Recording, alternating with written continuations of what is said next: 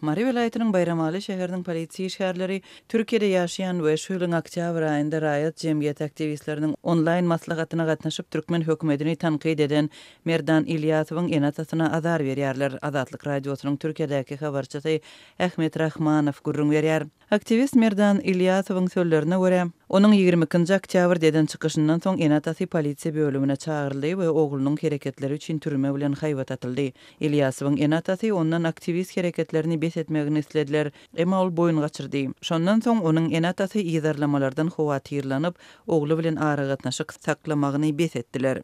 35 ýaşly Merdan Ilyasow 2019-njy ýylda Türkiýe bardy we 2021-nji ýylyň başynda türkmen aktivistler hereketine gatnaşyp başlady. Şu ýylyň 22-nji oktýabrynda TikTok platformasynda türkmen opozisiýasy we raýat aktivistleri Türkmenistandaky syýasy we ykdysady ýagdaý barada ýene bir onlaýn pikir alışma çäresini guradylar. Bu söhbetdeşlikde Merdan ilkinji edek açaçan gürledi.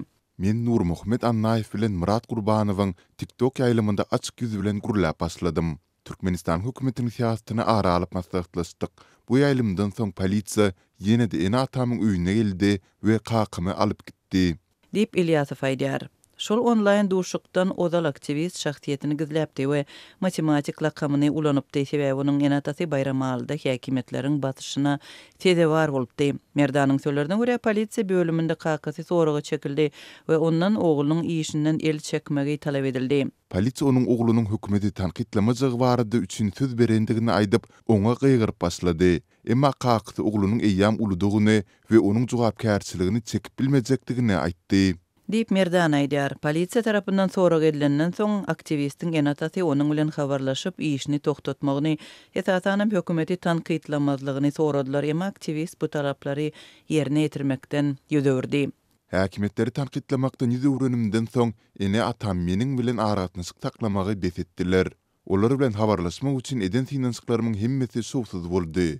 Meni IMO we ICQ ulgamlarynda petiklediler. Olaryň muny mundan beýlek ýazarlamakdan gorkup edýändiklerini bilýärin. Emma bu meni saklamaz. Köpler aktivistleriň kimdir biri tarapyndan tölenýändigini ynanýarlar. Emma beýle däl. Biz diňe öz hukuklarymyzy goraýarys we Türkmenistanda oňy üýtgeşmeleriň bolmagyny isleýäris. Dip Merdan Ilyasow aýtdy. Onun maşgalatyna türkmen häkimetleri tarapyndan edilýän basyş ilkinji ýadak däl geçen ýylyň noýabr aýynda Türkmenistanyň şol wagtky prezidenti Gurbanguly Berdimuhammedowyň gatnaşan Türkiýe Döwletler Guramasynyň sammitiniň öňü tirasynda Merdan sosial ulgamlarda türkmen häkimetlerini tanqidleýän ýazgy çap etdi. Şondan soň polisiýa işgärleri aktivistiň enatasynyň öýüne baryp, erbet netijeler bilen haýbat atdylar. Güýçli basyş netijesinde Merdanyň kakasy ogluny aktivist işinden sowmaga söz bermeli boldy. Soňra Merdan işini dowam etdirmek ýöne şahsiýetini gizlemek kararyna geldi. Ol lakam ulanyp başlady we Türkiýedäki raýat aktivistleriniň arasynda matematik ady bilen tanaldy. Merdan heni Türkmenistanda ýaşap kiçi telekeçilik bilen meşgulanan wagtynda Azatlyk radiosynyň web saýtyna girenligi üçin polisiýa çağırlandygyny ýatlaýar. Ol 2017-nji ýylda Azatlyk web sahypasyna ýygyderli gerýänligi barada polisiýa tarapyndan sorag edilendigini aýdýar. Türkmenistanda alkogol we temmäki önümleriniň ýurda getirilmegine degişli goşmaça salgytlaryň möçüri artdyryldy. Şeýle-de temmäki önümleriniň satywyna degişli ýaş çäklendirmesi ýokarlandyryldy. Bu waka ýurtda temmäki we alkogol önümleriniň sewdasyna gödökçiligiň gaýtadan güýçlenmeginiň we çilimiň bahasynyň gymmatlamagynyň ideýanyna gabat geldi. Täze üýtgetmeler we goşmaçalar Türkmenistanyň salgytlar hakyndaky we raýatlaryň saglygynyň temmäki tüssesiniň täsirinden we temmäki önümlerini ulanmagyň netijelerinden gorulmagy hakyndaky kanunlaryna girizildi.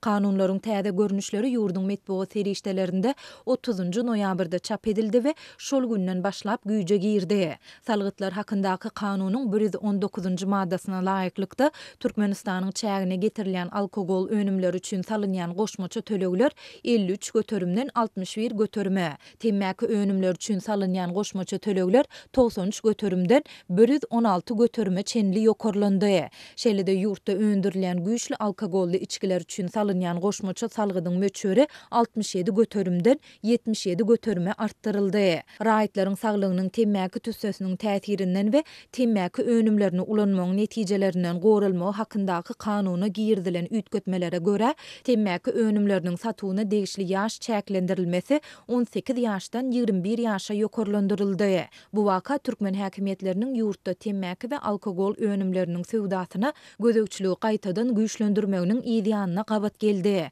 Munyň çäginde temmäki önümlerini we spirtli içkileri satylýan hususy dukanlara köpçülikleýin reýt geçirildi. Sentýabr we noýabr aýlarynda geçirilen dürli reýtlerde ygtyýarnamasy sewda edýän telekeçilere müňlerçe manat möçöründe jerime salyndy.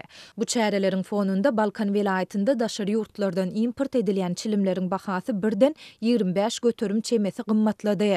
Şonda telekeçiler bahalaryň we gymmatlamalaryň özleri tarapyndan kesitlenmeýändigini aýtdylar. Türkmenistan 2025-nji ýyla çenli ýurdu temmäkiden azat etmek uğrunda tagalla edýändigini aýdýar. Şu ýylyň fevralynda Türkmenistany temmäkiden azat ýurda öwürmek boýunça 2022-2025-nji ýyllar üçin milli maksatnama tasdiklandy. Ýöne azatlyk bilen söhbetdeş bolan çilimkeşler häkimetler ýurdu çilimden azat etjek diýip diňe gadançylyk ýerizýärler we çilimi taşlap bilmeýänleri başga hiç ýyly alternatiwa hödürlemeýärler diýip nägililik bildirýärler. Bellesek nowatdaky ýokarlandyrmalar Türkmenistanda soňky 4 aýyň dowamında temmäki önümlerine salynýan salgydyň möçöriniň artdyrylmagy bilen bagly ikinji wakadyr.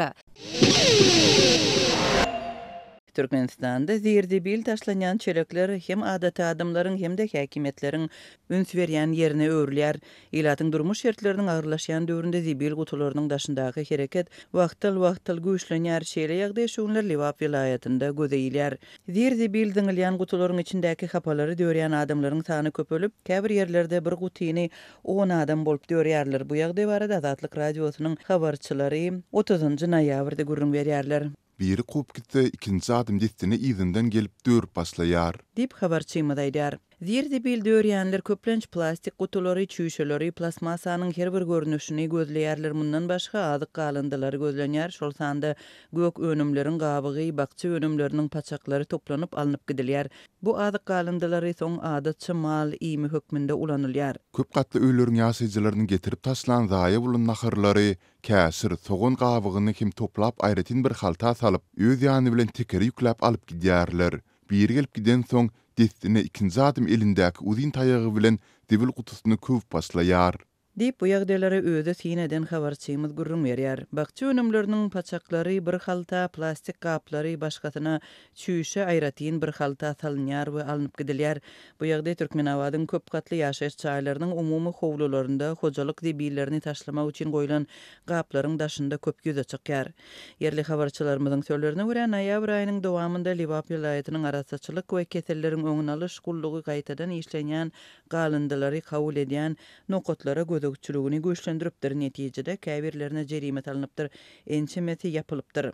Gaýtadan işlemek üçin baklaskalar kabul edýän nokotlara jerime ýazdyryp, şeýle nokotlaryň tashimmesini ýaptyrdylar.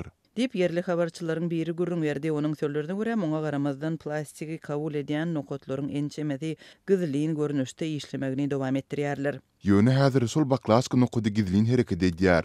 Ähli plastmasa görnüşini kabul edýär, her kilesine 7 manat berýär. Çüýsü hem 40 tengeden 50 tenge aralygynda çüýsü kabul edýän nokodynda satyn alynýar. Dip habarçy aýdýar.